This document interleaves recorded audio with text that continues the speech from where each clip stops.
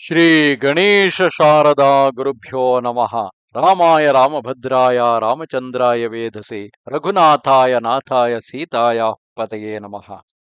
ಶ್ರೋತೃಗಳಿಗೆ ಶ್ರೀಮದ್ ವಾಲ್ಮೀಕಿ ರಾಮಾಯಣ ಅಯೋಧ್ಯಾಕಾಂಡದ 118ನೆಯ ಸರ್ಗಕ್ಕೆ ಸ್ವಾಗತ. ಹಿಂದಿನ ಅಧ್ಯಾಯದಲ್ಲಿ ಚಿತ್ರಕೂಟ ಪರ್ವತದಲ್ಲಿ ರಾಕ್ಷಸರು ಇತರ ತಾಪಸಿಗಳಿಗೆ ತೊಂದರೆ ಉಂಟು ಮಾಡುತ್ತಿರುವುದನ್ನು ನೋಡಿ, ಹಾಗೂ ಇತ್ತೀಚೆಗಷ್ಟೇ ಭರತನ ಪರಿವಾರವು ಬಂದು ಹೋಗಿದ್ದುದರಿಂದ ಅವರ ನೆನಪಿನಿಂದಲೂ ದುಃಖಭರಿತನಾಗಿದ್ದಂತಹ ಶ್ರೀರಾಮಚಂದ್ರನು ಚಿತ್ರಕೂಟವನ್ನು ತೊರೆದು ದೂರ ಹೋಗುವುದೇ ಯುಕ್ತವೆಂದು ಭಾವಿಸಿ ಸಮೀಪದಲ್ಲಿದ್ದ ಅತ್ರಿ ಅನಸೂಯೆಯರ ಆಶ್ರಮಕ್ಕೆ ಬರುತ್ತಾನೆ. ಅತ್ರಿ ಮುನಿಗಳು ತಮ್ಮ ಪತ್ನಿಯನ್ನು ಪರಿಚಯಿಸುತ್ತಾರೆ.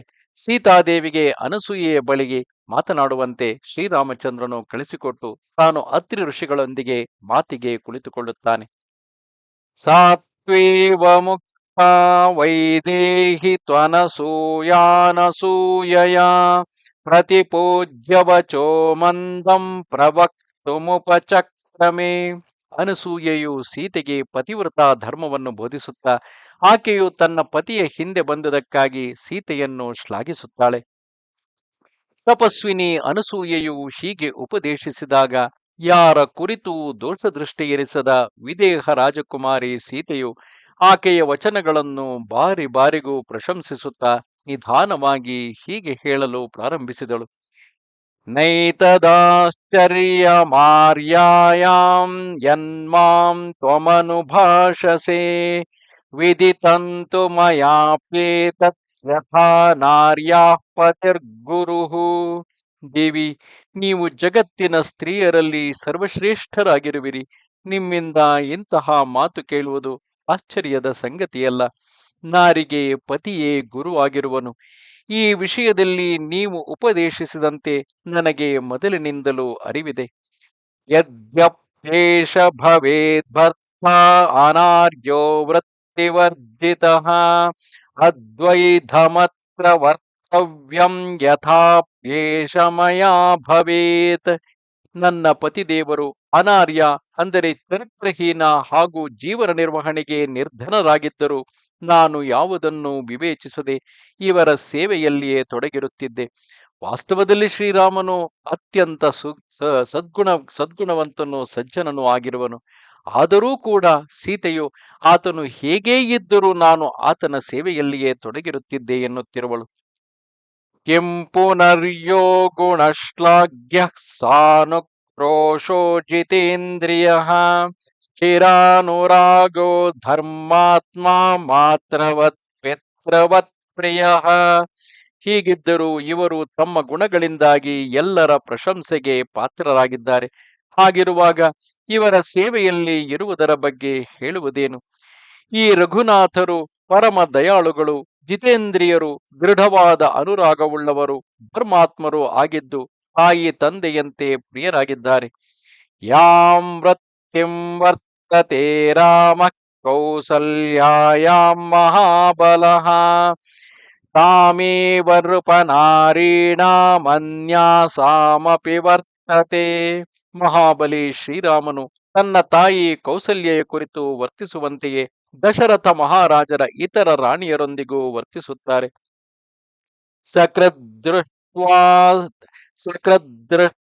ಸ್ವಪಿತೃಸ್ತ್ರೀಷು ನೃಪೇಣ ನೃಪವತ್ಸಲಃ ಮಾತೃವದ್ವರ್ತತೆ ವೀರೋ ಮಾನಮುತ್ಸೃಜ್ಯ ಧರ್ಮವಿತ್. ದಶರಥನು ಪತ್ನಿ ಭಾವದಿಂದ ಯಾರಾದರೂ ಸ್ತ್ರೀಯರನ್ನು ಒಂದೇ ಒಂದು ಬಾರಿಗೆ ನೋಡಿದ್ದರೂ ಪಿತೃವತ್ಸಲ ಧರ್ಮಜ್ಞ ವೀರ ಶ್ರೀರಾಮನು ರಾಜಪುತ್ರನೆಂಬ ಅಭಿಮಾನವನ್ನು ಬಿಟ್ಟು ಅವರೊಡನೆಯೂ ತಾಯಿಯಂತೆ ವರ್ತಿಸುತ್ತಿರುವನು. ಆಗಚ್ಚಂತ್ಯಾಶ್ಚ ವಿಜನಂ ವನಮೇವಂ ಭಯಾವಹಂ ಸಮಾಹಿತಂ ಹಿ ಮೇ ಶ್ವಶ್ರಾ ಹೃದಯೇ ಯತ್ ಸ್ಥಿರಂ ಮಮ. ನಾನು ಪತಿಯೊಂದಿಗೆ ನಿರ್ಜನ ವನಕ್ಕೆ ಹೊರಟಾಗ ನನ್ನ ಅತ್ತೆ ಕೌಸಲ್ಯೆಯು ನನಗೆ ಮಾಡಿದ ಕರ್ತವ್ಯದ ಉಪದೇಶವು ನನ್ನ ಹೃದಯದಲ್ಲಿ ಹಾಗೆಯೇ ಸ್ಥಿರವಾಗಿ ಅಚ್ಚುತ್ತಿರುವುದು. ಪಾಣಿ ಪ್ರದಾನ ಕಾಲೇ ಚ ಯತ್ಪುರಾತ್ವಗ್ನಿ ಸನ್ನಿಧೌ ಅನುಶಿಷ್ಟಂ ಜನನ್ಯಾಮೇ ವಾಕ್ಯಂ ತದಪಿ ಮೇ ಧೃತಂ. ಮೊದಲು ನನ್ನ ವಿವಾಹದ ಸಮಯದಲ್ಲಿ ಅಗ್ನಿಯ ಸನ್ನಿಧಿಯಲ್ಲಿ ತಾಯಿಯು ನನಗೆ ಮಾಡಿದ ಉಪದೇಶವು ನನಗೆ ಚೆನ್ನಾಗಿ ನೆನಪಿದೆ. ನ ವಿಸ್ಮೃತಂತು ಮೇ ಸರ್ವಂ ವಾಕ್ಯೈ ಸ್ವೈರ್ಧರ್ಮಚಾರಿಣಿ ಪತಿ ಶುಶ್ರೂಷಣಾನ್ನಾರ್ಯಾಸ್ತಪೋ ನಾನ್ಯದ್ವಿಧೀಯತೆ. ಧರ್ಮಚಾರಿಣಿಯೇ, ಇವರಲ್ಲದೆ ನನ್ನ ಇತರ ಸ್ವಜನರು ತಮ್ಮ ವಚನಗಳಿಂದ ಕೊಟ್ಟಿರುವ ಉಪದೇಶಗಳನ್ನು ನಾನು ಮರೆಯಲಿಲ್ಲ. ಸ್ತ್ರೀಗೆ ಪತಿಯ ಸೇವೆ ಬಿಟ್ಟು ಬೇರೆ ಯಾವುದೇ ತಪಸ್ಸಿನ ವಿಧಾನವಿಲ್ಲ. ಸಾವಿತ್ರೀ ಪತಿ ಶುಶ್ರೂಷಾಂ ಕೃತ್ವಾ ಸ್ವರ್ಗೇ ಮಹೀಯತೆ ತಥಾ ವೃತ್ಯಯಾದಾತ್ಮಂ ಪತಿ ಶುಶ್ರೂಷಯಾ ದಿವಂ. ಸತ್ಯವಾನನ ಪತ್ನಿ ಸಾವಿತ್ರಿ ಪತಿಯ ಸೇವೆ ಮಾಡಿಯೇ ಸ್ವರ್ಗಲೋಕದಲ್ಲಿ ಪೂಜಿತಳಾಗಿದ್ದಾಳೆ. ಆಕೆಯಂತೆಯೇ ವರ್ತಿಸುವ ನೀವೂ ಕೂಡ ಪತಿಯ ಸೇವೆಯ ಪ್ರಭಾವದಿಂದಲೇ ಸ್ವರ್ಗಲೋಕದಲ್ಲಿ ಸ್ಥಾನ ಗಳಿಸಿಕೊಂಡಿರುವಿರಿ. ವರಿಷ್ಠಾ ಸರ್ವನಾರೀಣಾಮೇಷಾ ಚ ದಿವಿ ದೇವತಾ ರೋಹಿಣೀ ನ ವಿನಾ ಚಂದ್ರಂ ಮುಹೂರ್ತಮಪಿ ದೃಶ್ಯತೆ. ಸಂಪೂರ್ಣ ಸ್ತ್ರೀಯರಲ್ಲಿ ಶ್ರೇಷ್ಠಳಾದ ಸ್ವರ್ಗದ ದೇವಿ ರೋಹಿಣಿಯು ಪತಿ ಸೇವೆಯ ಪ್ರಭಾವದಿಂದಲೇ ಒಂದು ಮುಹೂರ್ತವಾದರೂ ಚಂದ್ರನಿಂದ ಅಗಲಿರುವುದಿಲ್ಲ. ಏವಂ ವಿಧಾಶ್ಚ ಪ್ರವರಾ ಸ್ತ್ರಿಯೋ ಭರ್ತೃದೃಢವ್ರತಾಃ ದೇವಲೋಕೆ ಮಹೀಯಂತೆ ಪುಣ್ಯೇನ ಸ್ವೇನ ಕರ್ಮಣ. ಹೀಗೆ ದೃಢತೆಯಿಂದ ಪಾತಿವೃತ್ಯ ಧರ್ಮವನ್ನು ಪಾಲಿಸುವ ಅನೇಕ ಸಾಧ್ವಿ ಸ್ತ್ರೀಯರು ತಮ್ಮ ಪುಣ್ಯಕರ್ಮದ ಬಲದಿಂದ ದೇವಲೋಕದಲ್ಲಿ ಆದರ ಪಡೆಯುತ್ತಿದ್ದಾರೆ. ತಥೋ ನಸೂಯಾ ಸಂಹೃಷ್ಟ ಶುಶ್ರುತ್ವೋಕ್ತಂ ಸೀತಯಾ ವಚಃ ಶಿರಸ್ಯಾಗ್ರಾಯ ಚೋವಾಚ ಮೈಥಿಲೀಂ ಹರ್ಷಯಂತ್ಯುತ. ಅನಂತರ ಸೀತೆಯು ಹೇಳಿದ ಮಾತನ್ನು ಕೇಳಿ ಅನಸೂಯೆಗೆ ಬಹಳ ಹರ್ಷವಾಯಿತು. ಆಕೆಯು ಸೀತೆಯ ಶಿರಸ್ಸನ್ನು ಆಘ್ರಾಣಿಸಿ ಆ ಮಿಥಿಲೇಶ ಕುಮಾರಿಯ ಹರ್ಷವನ್ನು ಹೆಚ್ಚಿಸಲು ಹೀಗೆ ಹೇಳಿದಳು. ನಿಯಮೈರ್ವಿವಿಧೈರಾಪ್ತಂ ತಪೋ ಹಿ ಮಹದಸ್ತಿ ಮೇ ತತ್ಸಂಶೈತ್ಯ ಬಲಂ ಸೀತೆ ಛಂದಯೇ ತ್ವಾಂ ಶುಚಿವ್ರತೆ. ಶುಚಿವ್ರತೆ ಸೀತೆ, ನಾನು ಅನೇಕ ಪ್ರಕಾರದ ನಿಯಮಗಳನ್ನು ಪಾಲಿಸಿ ಬಹಳ ದೊಡ್ಡ ತಪಸ್ಸನ್ನು ಗಳಿಸಿರುವೆನು. ಆ ತಪೋಬಲವನ್ನೇ ಆಶ್ರಯಿಸಿ ನಾನು ನಿನಗೆ ಇಚ್ಛಿತ ವರವನ್ನು ಕೇಳಲು ಹೇಳುತ್ತಿದ್ದೇನೆ. ಉಪಪನ್ನಂಚ ಯುಕ್ತಂಚ ವಚನಂ ತವ ಮೈಥಿಲಿ ಪ್ರೀತಾ ಚಾಸ್ಮ್ಯುಚಿತಾಂ ಸೀತೆ ಕರವಾಣಿ ಪ್ರಿಯಂಚ ಕಿಂ. ಮಿಥಿಲೇಶ ಕುಮಾರಿ ಸೀತೆ, ನೀನು ಬಹಳ ಯುಕ್ತಿಯುಕ್ತ ಉತ್ತಮ ಮಾತನ್ನು ಹೇಳಿರುವೆ. ಅದನ್ನು ಕೇಳಿ ನನಗೆ ಬಹಳ ಸಂತೋಷವಾಗಿದೆ. ಆದ್ದರಿಂದ ನಾನು ನಿನ್ನ ಯಾವ ಪ್ರಿಯ ಕಾರ್ಯವನ್ನು ಮಾಡಲಿ ಹೇಳು. ತಸ್ಯಾಸ್ತದ್ವಚನಂ ಶ್ರುತ್ವಾ ವಿಸ್ಮಿತಾ ಮಂದ ವಿಸ್ಮಯ ಕೃತಮಿತ್ಯಬ್ರವೀತ್ ಸೀತಾ ತಪೋಬಲ ಸಮನ್ವಿತಾ. ಆಕೆಯ ಈ ಮಾತನ್ನು ಕೇಳಿ ಸೀತೆಗೆ ಬಹಳ ಆಶ್ಚರ್ಯವಾಯಿತು. ಅವಳು ತಪೋಬಲ ಸಂಪನ್ನ ಅನಸೂಯೆಯಲ್ಲಿ ಮಂದಹಾಸವನ್ನು ಬೀರಿ ಹೇಳಿದಳು. ತಾವು ನಿಮ್ಮ ಮಾತುಗಳಿಂದಲೇ ನನ್ನ ಎಲ್ಲ ಪ್ರಿಯ ಕಾರ್ಯವನ್ನು ಮಾಡಿದಂತಾಯಿತು. ಈಗ ಬೇರೆ ಇನ್ನೇನು ಮಾಡುವ ಅವಶ್ಯಕತೆ ಇಲ್ಲ. ಸಾತ್ವೇವ ಮುಕ್ತ ಧರ್ಮಜ್ಞಾತಯಾ ಪ್ರೀತತರಾಭವತ್ ಸಫಲಂಚ ಪ್ರಹರ್ಷಂತೆ ಹಂತ ಸೀತೆ ಕರೋಮ್ಯಹಂ. ಸೀತೆಯು ಹೀಗೆ ಹೇಳಿದಾಗ ಧರ್ಮಜ್ಞ ಅನಸೂಯೆಗೆ ಬಹಳ ಆನಂದವಾಯಿತು. ಅವಳು ಹೇಳಿದಳು, ಸೀತೆ, ನಿನ್ನ ನಿರ್ಲೋಭತೆಯಿಂದ ನನಗೆ ವಿಶೇಷ ಹರ್ಷವಾಗಿದೆ. ಅಥವಾ ನಿನ್ನಲ್ಲಿ ಇರುವ ಲೋಭಹೀನತೆಯಿಂದಾಗಿಯೇ ಸದಾ ಆನಂದೋತ್ಸವ ತುಂಬಿರುತ್ತದೆ. ಅದನ್ನು ನಾನು ಅವಶ್ಯವಾಗಿ ಸಫಲಗೊಳಿಸುವೆನು. ಇದಂ ದಿವ್ಯಂ ವರಂ ಮಾಲ್ಯಂ ವಸ್ತ್ರಮಾಭರಣಾನಿ ಚ ಅಂಗರಾಗಂಚ ವೈದೇಹಿ ಮಹಾರ್ಹಮನುಲೇಪನಂ ಮಯಾ ದತ್ತಮಿದಂ ಸೀತೆ ತವ ಗಾತ್ರಾಣಿ ಶೋಭಯೇತ್ ಅನುರೂಪಮ ಸಂಕ್ಲಿಷ್ಟಂ ನಿತ್ಯಮೇವ ಭವಿಷ್ಯತಿ. ಈ ಸುಂದರ ದಿವ್ಯಹಾರ ಈ ವಸ್ತ್ರ, ಈ ಒಡವೆಗಳು, ಅಂಗರಾಗ ಮತ್ತು ಅಮೂಲ್ಯ ಅನುಲೇಪನಗಳನ್ನು ನಾನು ನಿನಗೆ ಕೊಡುತ್ತಿದ್ದೇನೆ. ವಿದೇಹನಂದಿನಿ ಸೀತೆ, ನಾನು ಕೊಟ್ಟಿರುವ ಈ ವಸ್ತುಗಳು ನಿನ್ನ ಶರೀರದ ಶೋಭೆಯನ್ನು ಹೆಚ್ಚಿಸಿತು. ಇವೆಲ್ಲವೂ ನಿನಗೆ ಯೋಗ್ಯವೇ ಆಗಿದೆ. ಸದಾ ಉಪಯೋಗಿಸಿದಾಗ ನೀನು ನಿರ್ದೋಷ ಹಾಗೂ ನಿರ್ವಿಕಾರವಾಗುವೆ. ಅಂಗರಾಗೇಣ ದಿವ್ಯೇನ ಲಿಪ್ತಾಂಗೀ ಜನಕಾತ್ಮಜೆ ಶೋಭಯಿಷ್ಯಸಿ ಭರ್ತಾರಂ ಯಥಾ ಶ್ರೀರ್ವಿಷ್ಣುಮವ್ಯಯಂ. ಜನಕ ಕಿಶೋರಿ, ಈ ದಿವ್ಯ ಅಂಗರಾಗವನ್ನು ಶರೀರಕ್ಕೆ ಹಚ್ಚಿಕೊಂಡು ಲಕ್ಷ್ಮಿಯು ಅವಿನಾಶಿ ಭಗವಾನ್ ವಿಷ್ಣುವಿನ ಶೋಭೆಯನ್ನು ಹೆಚ್ಚಿಸುವಂತೆ ನೀನು ನಿನ್ನ ಪತಿಯನ್ನು ಹಾಗೆಯೇ ಸುಶೋಭಿತಗೊಳಿಸುವೆ. ಸಾವಸ್ತ್ರಮಂಗರಾಗಂಚ ಭೂಷಣಾನಿ ಸೃಜಸ್ತಥಾ ಮೈಥಿಲೀ ಪ್ರತಿಜಗ್ರಾಹ ಪ್ರೀತಿದಾನಮನುತ್ತಮಂ ಪ್ರತಿಗೃಹ್ಯ ಚ ತತ್ಸೀತಾ ಪ್ರೀತಿದಾನಂ ಯಶಸ್ವಿನಿ. ಶಿಲಷ್ಟಾಂಜಲಿ ಪುಟಾಧೀರಾ ಸಮುಪಾಸ್ತಪೋಧನಾ. ಅನಸೂಯೆಯ ಆಜ್ಞೆಯಂತೆ ಧೀರ ಸ್ವಭಾವವುಳ್ಳ ಯಶಸ್ವಿನಿ ಮಿಥಿಲೇಶ ಕುಮಾರಿ ಸೀತೆಯು ಆ ವಸ್ತ್ರಗಳನ್ನು, ಅಂಗರಾಗ, ಒಡವೆಗಳನ್ನು, ಹಾರಗಳನ್ನು ಆಕೆಯ ಸಂತೋಷಕ್ಕಾಗಿ ಸ್ವೀಕರಿಸಿದಳು. ಆ ಉಡುಗೊರೆಗಳನ್ನು ತೆಗೆದುಕೊಂಡು ಕೈಗಳನ್ನು ಮುಗಿದು ಆ ತಪೋಧನ ಅನಸೂಯೆಯ ಬಳಿಯಲ್ಲಿ ಕುಳಿತುಕೊಂಡಳು. ತಥಾ ಸೀತಾಮುಪಾಸೀನಾ ಮನಸೂಯಾ ದೃಢವ್ರತಾ ವಚನಂ ಪ್ರಷ್ಟುಮಾರೇಭೇ ಕಥಾಂ ಕಾಂಚಿದನು ಪ್ರಿಯಾಂ. ಅನಂತರ ಹೀಗೆ ತನ್ನ ಬಳಿಯಲ್ಲಿ ಕುಳಿತಿರುವ ಸೀತೆಯಲ್ಲಿ ದೃಢವ್ರತಳಾದ ಅನಸೂಯೆಯು ಯಾವುದಾದರೂ ಪ್ರಿಯವಾದ ಕಥೆಯನ್ನು ಹೇಳುವಂತೆ ಕೋರಿದಳು. ಸ್ವಯಂವರೇ ಕಿಲ ಪ್ರಾಪ್ತ ತ್ವಮನೇನ ಯಶಸ್ವಿನಾ ರಾಘವೇಣೇತಿ ಮೇ ಸೀತೆ ಕಥಾಶ್ರುತಿಮುಪಾಗತ. ಸೀತೆ, ಈ ಯಶಸ್ವಿ ರಾಘವೇಂದ್ರನು ನಿನ್ನನ್ನು ಸ್ವಯಂವರದಲ್ಲಿ ಪಡೆದಿದ್ದುನು ಎಂದು ನಾನು ಕೇಳಿದ್ದೇನೆ. ತಾಂ ಕಥಾಂ ಶ್ರೋತುಮಿಚ್ಛಾಮಿ ವಿಸ್ತರೇಣ ಚ ಮೈಥಿಲಿ ಯಥಾಭೂತಂಚ ಕಾರ್ಸ್ಯೇನ ತನ್ಮೇ ತ್ವಂ ವಕ್ತುಮರ್ಹಸಿ. ಮಿಥಿಲೇಶ ನಂದಿನಿ, ನಾನು ಆ ವೃತ್ತಾಂತವನ್ನು ವಿಸ್ತಾರದಿಂದ ಕೇಳಲು ಬಯಸುತ್ತಿರುವೆನು. ಆದ್ದರಿಂದ ಆಗ ನಡೆದುದೆಲ್ಲವನ್ನು ಯಥಾವತ್ತಾಗಿ ನನಗೆ ತಿಳಿಸು. ಏವ ಮುಕ್ತಾತು ಸಾ ಸೀತಾ ತಾಪಸೀನ್ ಧರ್ಮಚಾರಿಣೀ ಶ್ರೂಯತಾಮಿತಿ ಚೋಕ್ತ್ವಾ ವೈ ಕಥಯಾಮಾಸ ತಾಂ ಕಥಾಂ. ಅವಳು ಹೀಗೆ ಅಪ್ಪಣೆ ಮಾಡಿದಾಗ ಸೀತೆಯು ಆ ಧರ್ಮಚಾರಿಣಿ ತಾಪಸಿ ಅನಸೂಯೆಯಲ್ಲಿ ಹೇಳಿದಳು. ಅಮ್ಮ, ಕೇಳು. ಹೀಗೆ ಹೇಳಿ ಆಕೆಯು ಆ ಕಥೆಯನ್ನು ಈ ಪ್ರಕಾರ ಹೇಳಲು ಪ್ರಾರಂಭಿಸಿದಳು. ಮಿಥಿಲಾಧಿಪತಿರ್ವೀರೋ ಜನಕೋ ನಾಮ ಧರ್ಮವಿತ್ ಕ್ಷತ್ರಕರ್ಮಣ್ಯಭಿರತೋ ನ್ಯಾಯತಃ ಶಾಸ್ತಿ ಮೇದಿನಿ.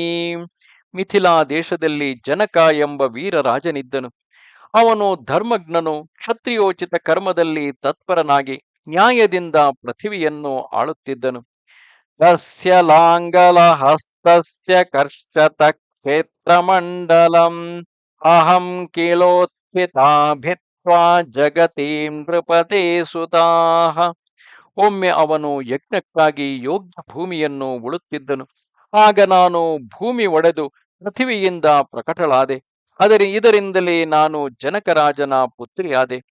ಸಮಾಂ ದೃಷ್ಟ್ವಾ ನರಪತಿರ್ಮುಷ್ಟಿ ವಿಕ್ಷೇಪತತ್ಪಃ ವಾಂ ಸುಗುಂಠಿತ ಸರ್ವಾಂಗೀಂ ವಿಸ್ಮಿತೋ ಜನಕೋ ಭವತ್. ಆ ರಾಜನು ಆ ಕ್ಷೇತ್ರದಲ್ಲಿ ಔಷಧಿಗಳನ್ನು ಬಿತ್ತುತ್ತಿದ್ದನು. ಅಷ್ಟರಲ್ಲಿ ಅವನ ದೃಷ್ಟಿ ನನ್ನ ಮೇಲೆ ಬಿತ್ತು. ನನ್ನ ಶರೀರವಿಡೀ ಧೂಳಿನಿಂದ ಮೆತ್ತಕೊಂಡಿತ್ತು. ಆ ಸ್ಥಿತಿಯಲ್ಲಿ ನನ್ನನ್ನು ನೋಡಿ ಜನಕನಿಗೆ ಭಾರಿ ವಿಸ್ಮಯವಾಯಿತು. ಅನಪತ್ಯೇನ ಚ ಸ್ನೇಹಾದಂಕಮಾರೋಪ್ಯ ಚ ಸ್ವಯಂ ಮಮೇಯಂ ತನಯೇತ್ಯುಕ್ತ್ವಾ ಸ್ನೇಹೋ ಮಯಿ ನಿಪಾತಿತಃ. ಆಗ ಅವನಿಗೆ ಯಾವುದೇ ಬೇರೆ ಸಂತಾನವಿರಲಿಲ್ಲ. ಅದಕ್ಕಾಗಿ ಸ್ನೇಹವಶ ಅವನು ನನ್ನನ್ನು ಎತ್ತಿಕೊಂಡು ಈಕೆ ನನ್ನ ಮಗಳು ಎಂದು ಹೇಳಿ ನನ್ನ ಹೃದಯದ ಎಲ್ಲ ಸ್ನೇಹವನ್ನು ನನ್ನ ಮೇಲೆ ಹರಿಸಿದನು.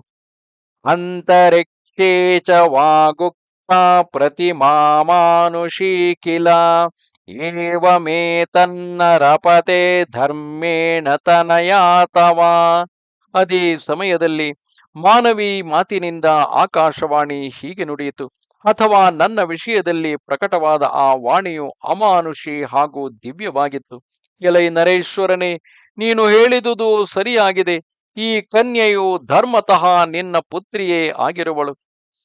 ತತಃ ಪ್ರಹೃಷ್ಟೋ ಧರ್ಮಾತ್ಮ ಪಿತಾ ಮೇ ಮಿಥಿಲಾಧಿಪಃ ಅವಾಪ್ತೋ ವಿಪುಲಾಮೃದ್ಧಿಂ ಮಾಮವಾಪ್ಯ ನರಾಧಿಪಃ.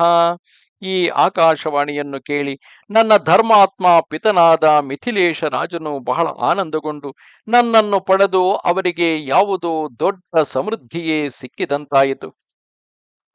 ದತ್ತಾ ಚಾಸ್ಮೀಷ್ಟವದ್ದೇವ್ಯೇ ಜ್ಯೇಷ್ಠಾಯೈ ಪುಣ್ಯಕರ್ಮಣೆ ತಯಾ ಸಂಭಾವಿತಾ ಚಾಸ್ಮಿ ಸ್ನಿಗ್ಧಯಾ ಮಾತ್ರ ಸೌಹೃದಾತ್.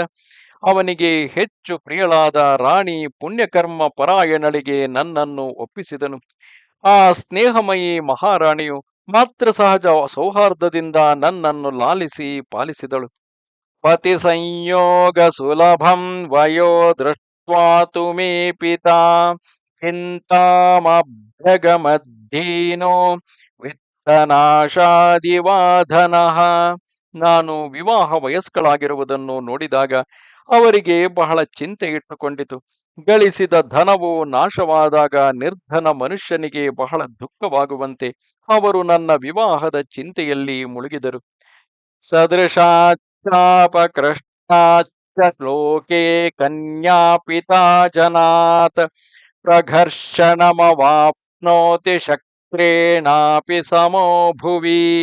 ಜಗತ್ತಿನಲ್ಲಿ ಕನ್ಯಾಪಿತೃವು ಇಂದ್ರನಿಗೆ ಸಮಾನನಾಗಿದ್ದರು, ವರಪಕ್ಷದವರು ತನಗೆ ಸಮಾನರಾಗಿದ್ದರು, ಅಥವಾ ತನಗಿಂತ ಬಡವರಾಗಿದ್ದರೂ ಅವರಿಂದ ಅಪಮಾನಿತನಾಗಬೇಕಾಗುತ್ತದೆ. ತಾಂ ದರ್ಶನಾಮ ದೂರಸ್ತಾಂ ಸಂದೃಶ್ಯಾತ್ಮನಿ ಪಾರ್ಥಿವಃ ಚಿಂತಾರ್ನಮಗತಃ ಪಾರಂ ನಾಸಸಾದಾಪ್ಲವೋ ಯಥಾ. ಈ ಅಪಮಾನ ಸಹಿಸುವ ಸಮಯ ನನಗೆ ಬಹಳ ಹತ್ತಿರ ಬಂದಿದೆ. ಇದನ್ನು ನೋಡಿ ಜನಕನು ಚಿಂತಾ ಸಮುದ್ರದಲ್ಲಿ ಮುಳುಗಿದನು. ದೋಣಿಯಿಲ್ಲದೆ ಮನುಷ್ಯನು ನದಿ ದಾಟಲಾರನು. ಅದರಂತೆ ನನ್ನ ತಂದೆಯು ಚಿಂತೆಯಿಂದ ದಾಟಲಾರದಾದನು. ಅಯೋ ನಿಜಾಂ ಹಿಮಾಂ ಜ್ಞಾತ್ವಾ ನಾಧ್ಯಗಚ್ಚತ್ ಸಚಿಂತಯನ್ ಸದೃಶಂ ಚಾಭಿರೂಪಂಚ ಮಹೀಪಾಲಃ ಪತಿಂ ಮಮ. ನಾನು ಅಯೋನಿಜ ಕನ್ಯೆ ಎಂದು ತಿಳಿದು ಆ ರಾಜನು ನನಗಾಗಿ ಯೋಗ್ಯ ಪರಮ ಸುಂದರ ಪತಿಯ ಕುರಿತು ವಿಚಾರಪರರಾದರು. ಆದರೂ ಯಾವುದೇ ನಿಶ್ಚಯಕ್ಕೆ ಬರಲಾಗಲಿಲ್ಲ. ತಸ್ಯ ಬುದ್ಧಿರಿಯಂ ಜಾತ ಚಿಂತಯಾನಸ್ಯ ಸಂತತಂ ಸ್ವಯಂವರಂ ತನೂಜಾಯಾಃ ಕರಿಷ್ಯಾಮಿತಿ ಧರ್ಮತಃ. ಸದಾ ನನ್ನ ವಿವಾಹದ ಚಿಂತೆಯಲ್ಲಿದ್ದ ಆ ಮಹಾರಾಜರ ಮನಸ್ಸಿನಲ್ಲಿ ನಾನು ಧರ್ಮತಃ ತನ್ನ ಪುತ್ರಿಯ ಸ್ವಯಂವರ ಮಾಡುವೆನು ಎಂಬ ವಿಚಾರ ಉಂಟಾಯಿತು. ಮಹಾಯಜ್ಞೇ ತದಾ ತಸ್ಯ ವರುಣೇನ ಮಹಾತ್ಮನಾ ದಿಕ್ತಂ ಧನುರ್ವರಂ ಪ್ರೀತ್ಯ ತೋಣಿ ಸಾಯಕೌ. ಅದೇ ಸಮಯದಲ್ಲಿ ಅವನು ಒಂದು ಮಹಾಯಜ್ಞದಲ್ಲಿ ಪ್ರಸನ್ನನಾದ ಮಹಾತ್ಮ ವರುಣನು ಒಂದು ಶ್ರೇಷ್ಠ ಧನಸ್ಸು ಹಾಗೂ 2 ಅಕ್ಷಯ ತೂಣೀರ ತುಂಬಿದ ಬತ್ತಳಿಕೆಗಳನ್ನು ಕೊಟ್ಟನು. ಅಸಂಚಾಲ್ಯಂ ಮನುಷ್ಯೈಶ್ಚ ಯತ್ನೇನಾಪಿ ಚ ಗೌರವಾತ್ ನ ತನ್ನ ಶಕ್ತಾನಮಯಿತುಂ ಸ್ವಪ್ನೇಷ್ವಪಿ ನರಾಧಿಪಾಃ. ಆ ಧನಸ್ಸು ಮನುಷ್ಯನು ಪೂರ್ಣ ಪ್ರಯತ್ನಿಸಿದರೂ ಅಲುಗಾಡಿಸಲಾರದಷ್ಟು ಭಾರಿಯಾಗಿತ್ತು. ಭೂಮಂಡಲದ ರಾಜರು ಸ್ವಪ್ನದಲ್ಲಿಯೂ ಆ ಧನುಸ್ಸನ್ನು ಬಗ್ಗಿಸಿ ಹೆದೆಗೆರಿಸಲು ಅಸಮರ್ಥರಾಗಿದ್ದರು. ತದ್ಧನು ಪ್ರಾಪ್ಯ ಮೇ ಪಿತ್ತ ವ್ಯಾಹೃತಂ ಸತ್ಯ ಸತ್ಯವಾದಿನ ಸಮವಾಯೇ ನರೇಂದ್ರಾಣಾಂ ಪೂರ್ವಮಾಮಂತ್ರ್ಯ ಪಾರ್ಥಿವಾನ್. ಆ ಧನುಸ್ಸನ್ನು ಪಡೆದು ನನ್ನ ಸತ್ಯವಾದಿ ತಂದೆಯು ಮೊದಲಿಗೆ ಭೂಮಂಡಲದ ಎಲ್ಲ ರಾಜರನ್ನು ಆಮಂತ್ರಿಸಿ ಆ ಅರಸರ ಸಮೂಹದಲ್ಲಿ ಹೀಗೆ ಹೇಳಿದನು. ಇದಂಚ ಧನುರುದ್ಯಮ್ಯ ಸಜ್ಜಂ ಯಃ ಕುರುತೆ ನರಃ ತಸ್ಯ ಮೇ ದುಹಿತಾ ಭಾರ್ಯ ಭವಿಷ್ಯತಿ ನ ಸಂಶಯಃ. ಈ ಧನುಸ್ಸನ್ನು ಎತ್ತಿ ಬಗ್ಗಿಸಿ ಇದಕ್ಕೆ ನೇಣನ್ನು ಬಿಗಿಯುವವನು ನನ್ನ ಪುತ್ರಿ ಸೀತೆಯ ಪತಿಯಾಗುವನು, ಇದರಲ್ಲಿ ಸಂಶಯವೇ ಇಲ್ಲ. ಸತ್ಯ ದೃಷ್ಟ್ವಾ ಧನುಶ್ರೇಷ್ಠಂ ಗೌರವಾದ್ಗಿರಿಸನ್ನಿಭಂ ಅಭಿವಾದ್ಯ ನೃಪಾ ಜಗ್ಮುರ ಶಕ್ತಾಸ್ತಸ್ಯ ತೋಲನೆ. ಬೆಟ್ಟದಂತೆ ಭಾರವಾದ ಆ ಶ್ರೇಷ್ಠ ಧನುಸ್ಸನ್ನು ನೋಡಿ ಅಲ್ಲಿಗೆ ಬಂದಿರುವ ರಾಜರೆಲ್ಲರೂ ಅದನ್ನು ಎತ್ತಲು ಅಸಮರ್ಥರಾದಾಗ ಅದಕ್ಕೆ ನಮಸ್ಕರಿಸಿ ಹೊರಟು ಹೋದರು. ಸುದೀರ್ಘಸ್ಯ ತು ಕಾಲಸ್ಯ ರಾಘವೋಯಂ ಮಹಾದ್ಯುತಿಃ ವಿಶ್ವಾಮಿತ್ರೇಣ ಸಹಿತೋ ಯಜ್ಞಂ ದ್ರಷ್ಟುಂ ಸಮಾಗತಃ ಲಕ್ಷ್ಮಣೇನ ಸಹ ಭ್ರಾತ್ರಾ ರಾಮಃ ಸತ್ಯಪರಾಕ್ರಮಃ ವಿಶ್ವಾಮಿತ್ರಸ್ತು ಧರ್ಮಾತ್ಮ ಮಮ ಪಿತ್ರಾ ಸುಪೂಜಿತಃ. ಅನಂತರ ಬಹಳ ದಿವಸಗಳ ತರುವಾಯ ಈ ಮಹಾ ತೇಜಸ್ವಿ ರಘುಕುಲನಂದನ ಸತ್ಯ ಪರಾಕ್ರಮಿ ಶ್ರೀರಾಮನನ್ನು ಅವನ ಸಹೋದರ ಲಕ್ಷ್ಮಣನೊಂದಿಗೆ ವಿಶ್ವಾಮಿತ್ರರು ಕರೆದುಕೊಂಡು ನನ್ನ ತಂದೆಯವರ ಯಜ್ಞವನ್ನು ನೋಡಲು ಮಿಥಿಲೆಗೆ ಆಗಮಿಸಿದರು. ಆಗ ನನ್ನ ತಂದೆಯವರು ಧರ್ಮಾತ್ಮ ಮುನಿಯನ್ನು ಆದರಿಸಿ ಸತ್ಕರಿಸಿದರು. ಪ್ರೋವಾಚ ಪಿತರಂ ತತ್ರ ರಾಘವೌ ರಾಮ ಲಕ್ಷ್ಮಣೌ ಸುತೌ ದಶರಥಸ್ಯೇಮೌ ಧನುರ್ದರ್ಶನ ಕಾಂಕ್ಷಿಣೌ ಧನುರ್ದರ್ಶಯ ರಾಮಾಯ ರಾಜಪುತ್ರಾಯ ದೈವಿಕಂ. ಆಗ ವಿಶ್ವಾಮಿತ್ರರು ನನ್ನ ತಂದೆಯವರಲ್ಲಿ ಹೇಳಿದರು, ರಾಜನೇ, ಈ ರಘುಕುಲ ಭೂಷಣ ರಾಮ ಲಕ್ಷ್ಮಣರಿಬ್ಬರು ದಶರಥನ ಪುತ್ರರಾಗಿರುವರು ಹಾಗೂ ನಿನ್ನ ಆ ದಿವ್ಯ ಧನುಸ್ಸನ್ನು ದರ್ಶಿಸಲು ಬಯಸುತ್ತಿರುವರು. ನಿಮಗೆ ದೇವತೆಗಳು ಕೊಟ್ಟ ಆ ಧನುಸ್ಸನ್ನು ಶ್ರೀರಾಮನಿಗೆ ತೋರಿಸಿರಿ. ಇತ್ಯುಕ್ತಸ್ತೇನ ವಿಪ್ರೇಣ ತದ್ಧನುಸ್ಸಮುಪಾನಯತ್ ತದ್ಧನುರ್ದರ್ಶಯಾಮಾಸ ರಾಜಪುತ್ರಾಯ ದೈವಿಕಂ. ವಿಪ್ರವರ ವಿಶ್ವಾಮಿತ್ರರು ಹೀಗೆ ಹೇಳಿದಾಗ ತಂದೆಯವರು ಆ ದಿವ್ಯ ಧನುಸ್ಸನ್ನು ತರಿಸಿ ರಾಜಕುಮಾರ ಶ್ರೀರಾಮನಿಗೆ ತೋರಿಸಿದರು. ನಿಮೇಷಾಂತರ ಮಾತ್ರೇಣ ತದಾ ನಮ್ಯ ಮಹಾಬಲಃ ಜ್ಯಾಂ ಸಮಾರೋಪ್ಯ ಝಟಿತಿ ಪೂರಯಾಮಾಸ ವೀರ್ಯವಾನ್. ಮಹಾಬಲಿ ಪರಮ ಪರಾಕ್ರಮಿ ಶ್ರೀರಾಮನು ಕಣ್ಣು ರೆಪ್ಪೆ ಮುಚ್ಚಿ ತೆರೆಯುವಷ್ಟರಲ್ಲಿ ಆ ಧನುಸ್ಸಿಗೆ ನಾಣನ್ನು ಏರಿಸಿ ಅದನ್ನು ಎತ್ತಿ ಕರ್ಣಾಂತವಾಗಿ ಸೆಳೆದನು. ತೇನಾ ಪೂರಯತಾ ವೇಗಾನ್ ಮಧ್ಯೆ ಭಗ್ನಂ ದ್ವಿಧಾ ಧನುಃ ತಸ್ಯ ಶಬ್ದೋ ಭವದ್ಭೀಮಃ ಪತಿತಸ್ಯಾಶನೇರ್ಯಥಾ. ಅವರು ವೇಗವಾಗಿ ಸೆಳೆಯುವಾಗ ಆ ಧನುಸ್ಸು ನಡುವಿನಲ್ಲಿ ಮುರಿದು ಎರಡು ತುಂಡಾಯಿತು. ಅದು ತುಂಡಾಗುವಾಗ ಸಿಡಿಲು ಬಡಿದಂತೆ ಭಯಂಕರ ಶಬ್ದವಾಯಿತು. ತತೋಹಂ ತತ್ರ ರಾಮಾಯ ಪಿತ್ರಾ ಸತ್ಯಾಭಿಸಂಧಿನಾ ಉದ್ಯತಾದಾತು ಮುದ್ಯಮ್ಯ ಜಲಭಾಜನಮುತ್ತಮಂ. ಆಗ ಸತ್ಯ ಪ್ರತಿಜ್ಞರಾದ ನಮ್ಮ ತಂದೆಯವರು ಉತ್ತಮ ಜಲಪಾತ್ರೆಯನ್ನೆತ್ತಿಕೊಂಡು ಶ್ರೀರಾಮನ ಕೈಯಲ್ಲಿ ನನ್ನನ್ನು ದಾನ ಮಾಡಲು ಉದ್ಯುಕ್ತರಾದರು. ಗೀಯಮಾನಾಂ ನತು ತದಾ ಪ್ರತಿಜಗ್ರಾಹ ರಾಘವಃ ಅವಿಘ್ನಾಯ ಪಿತುಶ್ಚಂದಮಯೋಧ್ಯಾಧಿಪತಿ ಪ್ರಭೋ. ಆಗ ನನ್ನ ತಂದೆ ಅಯೋಧ್ಯಾಧಿಪತಿ ದಶರಥನ ಅಭಿಪ್ರಾಯವನ್ನು ತಿಳಿಯದೆ ಶ್ರೀರಾಮರು ಜನಕರಾಜನು ಕೊಟ್ಟರೂ ನನ್ನನ್ನು ಸ್ವೀಕರಿಸಲಿಲ್ಲ. ತತಶ್ವಶುರಮಾಮಂತ್ರ್ಯ ವೃದ್ಧಂ ದಶರಥಂ ನೃಪಂ ಮಮ ಪಿತ್ರಾತ್ವಹಂ ದತ್ತ ರಾಮಾಯ ವಿದಿತಾತ್ಮನೇ. ಅನಂತರ ವೃದ್ಧರಾದ ನನ್ನ ಮಾವನವರ ಅನುಮತಿ ಪಡೆದು ನನ್ನ ತಂದೆಯವರು ಆತ್ಮಜ್ಞಾನಿ ಶ್ರೀರಾಮನಿಗೆ ನನ್ನನ್ನು ದಾನ ಮಾಡಿದರು. ಮಮ ಚೈವಾನುಜಾ ಸಾಧ್ವಿ ಊರ್ಮಿಳಾ ಶುಭದರ್ಶನ ಭಾರ್ಯಾರ್ಥೇ ಲಕ್ಷ್ಮಣಸ್ಯಾಪಿ ದತ್ತಾ ಪಿತ್ರಾ ಮಮ ಸ್ವಯಂ. ಬಳಿಕ ತಂದೆಯವರು ಸ್ವತಃ ನನ್ನ ತಂಗಿಯಾದ ಸತಿ ಸಾಧ್ವಿ ಪರಮ ಸುಂದರಿ ಊರ್ಮಿಳೆಯನ್ನು ಲಕ್ಷ್ಮಣನಿಗೆ ಪತ್ನಿ ರೂಪದಲ್ಲಿ ಅವನ ಕೈಗೆ ಒಪ್ಪಿಸಿದರು. ಏವಂ ದತ್ತಾಸ್ಮಿ ರಾಮಾಯ ತಥಾ ತಸ್ಮಿನ್ ಸ್ವಯಂವರೇ ಅನುರಕ್ತಾಸ್ಮಿ ಧರ್ಮೇಣ ಪತಿಂ ವೀರ್ಯವತಾಂಬರಂ. ಹೀಗೆ ಆ ಸ್ವಯಂವರದಲ್ಲಿ ತಂದೆಯವರು ಶ್ರೀರಾಮರ ಕೈಗೆ ನನ್ನನ್ನು ಒಪ್ಪಿಸಿದರು. ಬಲವಂತರಲ್ಲಿ ಶ್ರೇಷ್ಠರಾದ ನನ್ನ ಪತಿ ಶ್ರೀರಾಮರಲ್ಲಿ ಸದಾ ಧರ್ಮಾನುಸಾರ ಅನುರಕ್ತಳಾಗಿ ಇರುವೆನು. ಇಲ್ಲಿಗೆ ಶ್ರೀ ವಾಲ್ಮೀಕಿ ವಿರಚಿತ ಆರ್ಷ ರಾಮಾಯಣ ಆದಿಕಾವ್ಯದ ಅಯೋಧ್ಯಾಕಾಂಡದಲ್ಲಿ 118ನೆಯ ಸರ್ಗ ಪೂರ್ಣವಾಯಿತು. ಈ ಅಧ್ಯಾಯದ ಅಂತ್ಯದಲ್ಲಿ ಬರುವಂತಹ ಸೀತಾ ಸ್ವಯಂವರಕ್ಕೆ ಸಂಬಂಧಪಟ್ಟ ವಿಚಾರದಲ್ಲಿ, ಸ್ವಯಂವರದಲ್ಲಿ ಅಂದರೆ ಧನುಸ್ಸನ್ನು ಎತ್ತಿ ಹೆದೆಯೇರಿಸುವಾಗ ಧನುಸ್ಸು ಮುರಿದು ಹೋದ ನಂತರ ಜನಕ ಮಹಾರಾಜನು ತನ್ನ ಪುತ್ರಿಯನ್ನು ಕೊಡಲು ಉದ್ಯುಕ್ತನಾಗಿದ್ದರೂ ಕೂಡ ಶ್ರೀರಾಮನು ತನ್ನ ತಂದೆಯಾದ ದಶರಥನ ಅಭಿಪ್ರಾಯವನ್ನು ಪಡೆದೇ ನಾನು ಸೀತೆಯನ್ನು ವಿವಾಹವಾಗುವೆನು ಎಂದು ಹೇಳಿದ ವಿಚಾರ ಕೆಲವರು ಆಧುನಿಕ ಮನೋಭಾವವುಳ್ಳವರೆಂದು ಹೇಳಿಕೊಳ್ಳುವವರೆಗೆ ಸ್ವಲ್ಪ ಅರಿತುಕೊಳ್ಳಲು ಅರ್ಥ ಮಾಡಿಕೊಳ್ಳಲು ಕಷ್ಟವಾಗುವುದು ಸಹಜ. ಇಲ್ಲಿ ಅದಕ್ಕಾಗಿ ವಿಶೇಷವಾಗಿ ಭರತ ಭೂಮಿಯ ಪರಂಪರೆ ಹಾಗೂ ಸ್ವಲ್ಪ ಸಾಮಾನ್ಯ ಜ್ಞಾನವನ್ನು ಉಪಯೋಗಿಸಬೇಕಾಗುತ್ತದೆ. ಸೀತೆ ಈ ಕಥೆಯನ್ನು ವಿಶೇಷವಾಗಿ ಅನಸೂಯೆಗೆ ಹೇಳುತ್ತಿರುವಳು. ಅನಸೂಯೆ ಈಗಾಗಲೇ ವಯಸ್ಸಾದ ವೃದ್ಧೆ. ಯಾರೊಂದಿಗೆ ಯಾವ ರೀತಿ ಯಾವ ವಿಷಯವನ್ನು ಮಾತಾಡಬೇಕು ಎಂಬುದು ಸೀತೆಗೆ ತಿಳಿದಿಲ್ಲವೇ? ಅದೂ ಅಲ್ಲದೆ ಶ್ರೀರಾಮನ ಕಡೆಯಿಂದ ನೋಡಿದರೆ ಶ್ರೀರಾಮನು ವಿಶ್ವಾಮಿತ್ರರ ಜೊತೆ ಕಾಡಿಗೆ ಹೋದದ್ದು ರಾಕ್ಷಸ ಸಂಹಾರಕ್ಕಾಗಿ. ಆತ ಸ್ವಯಂವರಕ್ಕೆ ಹೊರಟಿರಲಿಲ್ಲ.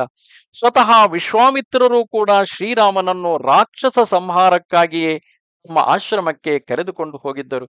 ಮಾರ್ಗ ಮಧ್ಯದಲ್ಲಿ ವೀರನಿಗೆ ಉಚಿತವಾದಂತಹ ಒಬ್ಬ ಗುರುಗಳಾಗಿ ತಮ್ಮ ಕೈಗೆ ತಂದೆಯಾದವನು ಶಿಷ್ಯನನ್ನು ಒಪ್ಪಿಸಿರುವಾಗ ಆ ಶಿಷ್ಯನಿಗೆ ಯೋಗ್ಯವಾದ ಬಲ ಅತಿಬಲ ವಿದ್ಯೆಗಳನ್ನು, ಅಸ್ತ್ರಶಸ್ತ್ರಗಳ ವಿದ್ಯೆಯನ್ನು ಅನುಗ್ರಹಿಸಿ ಮಾರ್ಗ ಮಧ್ಯದಲ್ಲಿ ರಾಜನೀತಿಯನ್ನು ಹಲವು ರೀತಿಯಲ್ಲಿ ಉಪದೇಶಿಸುತ್ತಾ ಆತನ ಆಗಮನವು ಎಲ್ಲ ರೀತಿಯಿಂದಲೂ ಫಲಪ್ರದವಾಗುವಂತೆ ಮಾಡುತ್ತಾ ಅಂತಿಮವಾಗಿ ಮಿಥಿಲಾ ನಗರಿಗೆ ಬಂದು ಅಲ್ಲಿ ಧನುಸ್ಸನ್ನು ದರ್ಶನ ಮಾಡು ಎಂದು ಶ್ರೀರಾಮನಿಗೆ ತೋರಿಸುವ ಸಲುವಾಗಿ ಜನಕ ಮಹಾರಾಜನ ಆಸ್ಥಾನಕ್ಕೆ ಕರೆದುಕೊಂಡು ಬರುತ್ತಾರೆ. ಎಲ್ಲಿಯೂ ಕೂಡ ವಿಶ್ವಾಮಿತ್ರರು ಸೀತೆಯನ್ನು ರಾಮನಿಗೆ ಕೊಟ್ಟು ಮದುವೆ ಮಾಡಿಸಬೇಕೆಂಬ ಉದ್ದಟತನವನ್ನು ಮಾಡುವುದಿಲ್ಲ. ಮಗನ ಮೇಲೆ ಅಧಿಕಾರವಿರುವುದು ತಂದೆಗೆ. ಆ ನಿರ್ಧಾರವನ್ನು ತಂದೆಯಾದವನು ತೆಗೆದುಕೊಳ್ಳಬೇಕು. ವಿಶ್ವಾಮಿತ್ರರು ಕ್ಷತ್ರಿಯನಾದ ರಾಮನಿಗೆ ಶಿವಧನುಸ್ಸಿನ ದರ್ಶನ ಮಾಡಿಸುವ ಸಲುವಾಗಿ ಜನಕ ಮಹಾರಾಜನಲ್ಲಿ ಕೇಳುತ್ತಾರೆ. ಶ್ರೀರಾಮನು ಸ್ವತಃ ಆಸಕ್ತಿ ವಹಿಸಿ ಆ ಧನುಸ್ಸನ್ನು ಎತ್ತಿ ಹೆದೆಯೇರಿಸುವ ಆಶಯವನ್ನು ವ್ಯಕ್ತಪಡಿಸಿದಾಗ ಜನಕನಂತೆಯೇ ವಿಶ್ವಾಮಿತ್ರರು ಅದಕ್ಕೆ ಅನುಮತಿಯನ್ನು ಕೊಡುತ್ತಾರೆ. ಹೆದೆಯೇರಿಸಿದ ನಂತರ ವೀರ್ಯ ಶುಲ್ಕವಾಗಿ ಸೀತೆಯನ್ನು ಕೊಡುವ ಸಂದರ್ಭವು ಬಂದಾಗ ಸಂಪ್ರದಾಯದ ಪ್ರಕಾರ ಗಂಡಿನ ಕಡೆಯವರು ಹೆಣ್ಣಿನ ಮನೆಗೆ ಹೋಗಿ ಕನ್ಯಾ ಭಿಕ್ಷೆಯನ್ನು ಕೇಳಬೇಕು. ಆ ಕನ್ಯಾ ಭಿಕ್ಷೆಯನ್ನು ಕೇಳಿದಾಗ ಕನ್ಯಾಪಿತೃವು ಒಪ್ಪಿಕೊಂಡು ಆ ಕನ್ಯೆಯನ್ನು ದಾನ ಮಾಡುವುದು ಯೋಗ್ಯವಾದಂತಹ ಬ್ರಾಹ್ಮಣ ಪದ್ಧತಿಯ ವಿವಾಹವಾಗಿದೆ. ಇಲ್ಲಿ ರಾಮನು ವಿವಾಹವಾಗುತ್ತಿರುವುದು ಗಾಂಧರ್ವ ವಿವಾಹವಲ್ಲ, ಅದು ಯೋಗ್ಯವಾದಂತಹ ಶಾಸ್ತ್ರೋಕ್ತವಾದಂತಹ ವಿವಾಹ. ಅದೂ ಅಲ್ಲದೆ ಶ್ರೀರಾಮನು ಅನುಮತಿ ಪಡೆದುಕೊಂಡು ವಿಶ್ವಾಮಿತ್ರರೊಡನೆ ಬಂದಿರುವುದು ರಾಕ್ಷಸ ಸಂಹಾರಕ್ಕಾಗಿ. ಆತ ಸೀತಾ ಸ್ವಯಂವರಕ್ಕೆ ದಶರಥನಿಂದ ಅನುಮತಿ ಪಡೆದಿರಲಿಲ್ಲ. ಈ ಕಾರಣದಿಂದಾಗಿ ಸ್ವತಃ ರಾಜನು ಹಾಗೂ ತನ್ನ ತಂದೆಯೂ ಆದ ದಶರಥ ಮಹಾರಾಜರ ಅನುಮತಿಯನ್ನು ಪಡೆದೇ ನಂತರವೇ ತಾನು ವಿವಾಹವಾಗುತ್ತೇನೆ ಎಂದು ಹೇಳುತ್ತಾನೆ. ಹಿಂದಿನ ಅಧ್ಯಾಯಗಳನ್ನು ಓದಿ ತಿಳಿದಿರುವವರಿಗೆ ಅರ್ಥವಾಗುತ್ತದೆ. ದಶರಥ ಮಹಾರಾಜನ ಸಮಸ್ತ ಪರಿವಾರವು ಬಂದಾಗ ವಸಿಷ್ಠರು ದಶರಥನ ಇಕ್ಷ್ವಾಕು ಕುಲ ಪರಂಪರೆಯನ್ನು ಸವಿಸ್ತಾರವಾಗಿ ಜನಕ ಮಹಾರಾಜನಿಗೆ ಹೇಳಿ ತದನಂತರದಲ್ಲಿ ವಸಿಷ್ಠರೇ ದಶರಥನ ಪರವಾಗಿ, ಏಕೆಂದರೆ ಅವರು ಕುಲಪುರೋಹಿತರಾದುದರಿಂದ ಅವರೇ ದಶರಥನ ಪರವಾಗಿ ಜನಕ ಮಹಾರಾಜನಲ್ಲಿ ಆತನ ಇಬ್ಬರು ಕನ್ಯೆಯರನ್ನು ರಾಮ ಲಕ್ಷ್ಮಣರಿಗಾಗಿ ಕೇಳುತ್ತಾರೆ. ಆಗ ಜನಕ ಮಹಾರಾಜನು ಕೂಡ ತನ್ನ ವಂಶ ಪರಂಪರೆಯನ್ನು ಹೇಳಿ ಅಂತಿಮವಾಗಿ ತಾನು ಆ ಇಬ್ಬರು ಹೆಣ್ಣು ಮಕ್ಕಳನ್ನು ದಾನ ಮಾಡುವುದಾಗಿ ತಿಳಿಸುತ್ತಾನೆ. ಇದು ಯೋಗ್ಯವಾದಂತಹ ಶಾಸ್ತ್ರೋಕ್ತವಾದಂತಹ ಸಂಪ್ರದಾಯಬದ್ಧವಾದಂತಹ ರೀತಿಯ ವಿವಾಹ. ಆ ಕಾರಣದಿಂದಾಗಿ ಎಲ್ಲ ರೀತಿಯಿಂದಲೂ ಯೋಗ್ಯವಾದ ರೀತಿಯಿಂದಲೇ, ಏಕೆಂದರೆ ದಶರಥ ಮಹಾರಾಜನು ಜನಕ ಮಹಾರಾಜನು ಹಿಂದಿನಿಂದಲೂ ಸ್ನೇಹಿತರೆ, ಆ ಸ್ನೇಹ ಅವರಲ್ಲಿ ಮೊದಲಿನಿಂದಲೂ ಇತ್ತು. ಆದ್ದರಿಂದ ದಶರಥನು ನಿರಾಕರಿಸುವುದಿಲ್ಲ ಎಂಬುದು ಶ್ರೀರಾಮನಿಗೂ ತಿಳಿದಿತ್ತು. ಸ್ವತಃ ಜನಕ ಮಹಾರಾಜನು ಕೂಡ ರಾಜಋಷಿಯಾದವನು. ಅಂತಹ ಸಂಬಂಧವನ್ನು ದಶರಥನು ಏತಕ್ಕಾಗಿ ನಿರಾಕರಿಸುತ್ತಾನೆ? ಅಲ್ಲದೆ ಆ ಸಂದರ್ಭದಲ್ಲಿ ದಶರಥ ಮಹಾರಾಜನು ಸ್ವತಃ ತನ್ನ ಮಕ್ಕಳ ವಿವಾಹವನ್ನು ಕುರಿತು ವಸಿಷ್ಠರೊಂದಿಗೆ ಚರ್ಚಿಸುತ್ತಿರುತ್ತಾನೆ. ಆ ಕಾರಣದಿಂದಾಗಿ ಎಲ್ಲವೂ ಸುಗಮವಾಗಿಯೇ ಯೋಗ್ಯವಾಗಿಯೇ ನಡೆಯುವಂತಿದ್ದರೆ ಲೋಕದಲ್ಲಿ ಪೂಜನೀಯನಾಗಿಯೇ ತಮ್ಮ ಮನೆಗೆ ಸೀತೆ ಕಾಲಿಡಲಿ ಎಂಬುದು ರಾಮನ ಆಶಯವಾಗಿರಬಹುದು. ಅದೂ ಅಲ್ಲದೆ ಇನ್ನೊಂದು ಕಡೆ ಸೀತೆ ಹೇಳುತ್ತಿರುವ ಕಥೆಯು ಅನಸೂಯೆಯ ಬಳಿ ಹೇಳುತ್ತಿರುವುದು. ಸಾಮಾನ್ಯವಾಗಿ ಹೆಣ್ಣು ಮಕ್ಕಳು ವೃದ್ಧರ ಬಳಿಯಲ್ಲಿ ಕಥೆಯನ್ನು ಹೇಳುವಾಗ ಅವರಿಗೆ ಯೋಗ್ಯವಾದ ವಿಚಾರವನ್ನಷ್ಟೇ ಹೇಳುತ್ತಾರೆ. ಉದಾಹರಣೆಗೆ, ಒಬ್ಬ ಹುಡುಗ ಹುಡುಗಿ ಇಬ್ಬರ ತಂದೆಯರು ಸಹ ಅತ್ಯಂತ ಆಪ್ತ ಮಿತ್ರರಾಗಿರುತ್ತಾರೆ ಎಂದಿಟ್ಟುಕೊಳ್ಳೋಣ. ಅವರಿಬ್ಬರ ವಿವಾಹ ಮಾಡಬೇಕೆಂದು ತಂದೆ ತಾಯಂದಿರು ಮೊದಲೇ ನಿಶ್ಚಯಿಸಿರುತ್ತಾರೆ. ಅಕಸ್ಮಾತ್ ಅವರಿಬ್ಬರೂ ಕೂಡ ಯಾವುದೋ ಒಂದು ಕಾರ್ಯಕ್ರಮದಲ್ಲಿ ಪರಸ್ಪರ ಭೇಟಿಯಾದಾಗ ಅವರಿಬ್ಬರಲ್ಲಿಯೂ ಕೂಡ ಪ್ರೇಮ ಮೊಳಕೆಯೊಡೆಯುತ್ತದೆ. ಆ ಸಂದರ್ಭದಲ್ಲಿ ಅವರಿಬ್ಬರೂ ಕೂಡ ಆಸಕ್ತರಾಗುತ್ತಾರೆ. ತದನಂತರದಲ್ಲಿ ತಂದೆ ತಾಯಿಯರು ಈಗಾಗಲೇ ಒಪ್ಪಿರುವುದರಿಂದ ಅವರ ವಿವಾಹವು ಸಂಭವಿಸುತ್ತದೆ. ಆದರೆ ಅವರು ಮುಂದೆ ಆ ಕಥೆಯನ್ನು ಹೇಳುವಾಗ ಯಾವುದನ್ನು ಎಲ್ಲಿ ಹೇಳುತ್ತಾರೆ ಎಂಬುದು ಸಂದರ್ಭೋಚಿತವಾಗಿರುತ್ತದೆ. ಇಲ್ಲಿಯೂ ಕೂಡ ತುಳಸಿ ರಾಮಾಯಣವನ್ನು ಓದಿದವರಿಗೆ ಕಾಣುತ್ತದೆ. ಅಲ್ಲಿ ತುಳಸಿದಾಸರು ಸೀತೆಯು ಶ್ರೀರಾಮನನ್ನು ವಿವಾಹಕ್ಕೆ ಪೂರ್ವದಲ್ಲಿಯೇ ತಾನು ಅರಮನೆಯ ಮಹಡಿಯಲ್ಲಿ ನಿಂತು ನೋಡಿದ್ದಳು. ಶ್ರೀರಾಮನು ಆಕೆಯನ್ನು ನೋಡಿ ಆಕೆಯಲ್ಲಿ ಅನುರಕ್ತನಾಗಿದ್ದ ಎಂದೇ ಬರುತ್ತದೆ. ಆ ನಂತರದಲ್ಲಿ ಎಲ್ಲವೂ ವಿದ್ಯುಕ್ತವಾಗಿಯೇ ನಡೆಯಿತು. ಮುಂದೆ ಯಾರಾದರೂ ಆ ಕಥೆಯನ್ನು, ಅವರ ವಿವಾಹದ ಕಥೆಯನ್ನು ಹೇಳುವ ಸಂದರ್ಭ ಬಂದಾಗ ತಮ್ಮ ವಯಸ್ಸಿನವರೊಂದಿಗೆ ಅಥವಾ ತಮಗಿಂತ ಚಿಕ್ಕವರೊಂದಿಗೆ ಹೇಳುವಾಗ ತಾವು ಮದುವೆ ಮನೆಯಲ್ಲಿ ಭೇಟಿಯಾಗಿದ್ದು ಅಥವಾ ಇನ್ನೆಲ್ಲೋ ಭೇಟಿಯಾಗಿದ್ದು, ಆಗ ಪರಸ್ಪರ ನೋಡಿ ಮೊದಲ ದೃಷ್ಟಿಯಲ್ಲೇ ಒಬ್ಬರಲ್ಲೊಬ್ಬರು ಅನುರಕ್ತರಾಗಿದ್ದು, ತದನಂತರ ಹೇಗೂ ತಂದೆ ತಾಯಿಯವರು ಅದನ್ನು ಬೆಂಬಲಿಸುತ್ತಿರುವರಲ್ಲ, ಆ ಕಾರಣದಿಂದ ಸಂತೋಷವಾಗಿ ತಂದೆ ತಾಯಿಗಳ ಮಾತಿನಂತೆ ವಿವಾಹವಾದ ಸಂಗತಿಯನ್ನು ನಂತರ ಹೇಳುತ್ತಾರೆ. ಮೊದಲು ತಾವು ಅನುರಕ್ತರಾದ ಸಂಗತಿಯನ್ನು ಹೇಳುತ್ತಾರೆ. ಆದರೆ ಯಾರಾದರೂ ವೃದ್ಧರ ಬಳಿಗೆ ಬಂದಾಗ ಅವರ ಬಳಿ ಹೇಳುವಾಗ ತಂದೆ ತಾಯಿಯರು ಪರಸ್ಪರ ಒಪ್ಪಿಕೊಂಡು, ಇಬ್ಬರ ತಂದೆ ತಾಯಿಯರು ಕೂಡ ಪರಸ್ಪರ ಮಿತ್ರರಾಗಿದ್ದರಿಂದ ಆ ಕಾರಣದಿಂದಾಗಿ ನಮ್ಮ ವಿವಾಹವಾಯಿತು ಎಂದೇ ಹೇಳುತ್ತಾರೆ. ಇದು ಸಂದರ್ಭೋಚಿತವಾಗಿ ಮಾತನಾಡುವ ಪ್ರಸಂಗವಾಗಿರುತ್ತದೆ. ಆದರೂ ಅರಿತುಕೊಳ್ಳಲಾಗದೆ ಎಷ್ಟೋ ಜನ ಸ್ವಯಂವರದಲ್ಲಿ ಆ ಬಿಲ್ಲನ್ನು ಹೆದೆಯೇರಿಸಿ ಗೆದ್ದ ಮೇಲೂ ಕೂಡ ಶ್ರೀರಾಮನಿಗೆ ಸೀತೆಯ ಮೇಲೆ ಪ್ರೀತಿ ಇರಲಿಲ್ಲ. ಆ ಪ್ರೀತಿ ಇಲ್ಲದ ಕಾರಣದಿಂದಾಗಿ ದಶರಥನು ಒಪ್ಪಿದರೆ ತಾನು ಮದುವೆ ಮಾಡಿಕೊಳ್ಳುತ್ತೇನೆ ಎಂದು ಧಾರ್ಷ್ಟ್ಯತೆಯನ್ನು ತೋರಿದ ಎಂದು ವಿನಾಕಾರಣ ದೂಷಿಸುತ್ತಾರೆ. ಅದನ್ನೇ ಅವರು ತೆಗೆದುಕೊಂಡು ಬಂದು ಮುಂದೆ ಸೀತೆಯ ಅಗ್ನಿ ಪರೀಕ್ಷೆಗೂ ಸೀತೆಯನ್ನು ಪರಿತ್ಯಾಗ ಮಾಡಿದ್ದಕ್ಕೂ ಒಂದಕ್ಕೊಂದು ಗಂಟು ಹಾಕಿ ರಾಮನಿಗೆ ಸೀತೆಯ ಮೇಲೆ ಪ್ರೇಮವೇ ಇರಲಿಲ್ಲ, ಸೀತೆಯು ಎಷ್ಟೇ ಪತಿವ್ರತೆಯಾದರೂ ಆಕೆ ರಾಮನ ಪ್ರೇಮದಿಂದ ವಂಚಿತಳಾಗಿದ್ದಳು ಎಂದು ಘೋಷಿಸಿ ಬಿಡುತ್ತಾರೆ. ಎಚ್ಚರವಿರಲಿ, ಅವರಿಬ್ಬರೂ ಕೂಡ ಪರಬ್ರಹ್ಮನ ಸ್ವರೂಪವೇ ಆಗಿದ್ದು ಪ್ರಕೃತಿ ಪುರುಷರಾಗಿರುತ್ತಾರೆ. ಹಾಗಿರುವಾಗ ಅವರ ನಡುವೆ ಪ್ರೇಮವಿರದೆ ಇನ್ನೆಲ್ಲಿ ತಾನೇ ಪ್ರೇಮವನ್ನು ಕಾಣಲು ಸಾಧ್ಯ? ಶ್ರೀರಾಮನು ಸೀತೆಯನ್ನು ಎಷ್ಟರ ಮಟ್ಟಿಗೆ ಪ್ರೇಮಿಸುತ್ತಿದ್ದ, ಸೀತೆಯು ಶ್ರೀರಾಮನನ್ನು ಎಷ್ಟರ ಮಟ್ಟಿಗೆ ಪ್ರೇಮಿಸುತ್ತಿದ್ದಳು ಎಂಬುದು ಇಡೀ ರಾಮಾಯಣದಲ್ಲಿ ಹಲವು ಕಡೆ ಉದಾಹರಣೆ ಸಹಿತವಾಗಿ ಬರುತ್ತದೆ. ಆದರೆ ಹಾಗೆಂದ ಮಾತ್ರಕ್ಕೆ ಇಲ್ಲಿ ವಾಲ್ಮೀಕಿಗಳು ರಾಮ ಸೀತೆಯರ ಪ್ರೇಮ ಕಥೆಯನ್ನು ಬರೆಯಲು ಹೊರಟಿಲ್ಲ. ಅವರು ಬರೆಯಲು ಹೊರಟಿರುವುದು ಅವರ ಉದ್ದೇಶವೇ ಬೇರೆಯಾಗಿದೆ.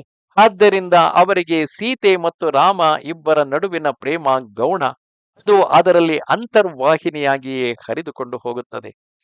ನಮಸ್ತೆ ಶಾರದಾ ದೇವಿ ಕಾಶ್ಮೀರ ಪುರವಾಸಿನಿ ತ್ವಾಮಹಂ ಪ್ರಾರ್ಥಯೇ ನಿತ್ಯಂ ವಿದ್ಯಾದಾನಂಚ ದೇಹಿಮೆ. ನಮಸ್ಕಾರ.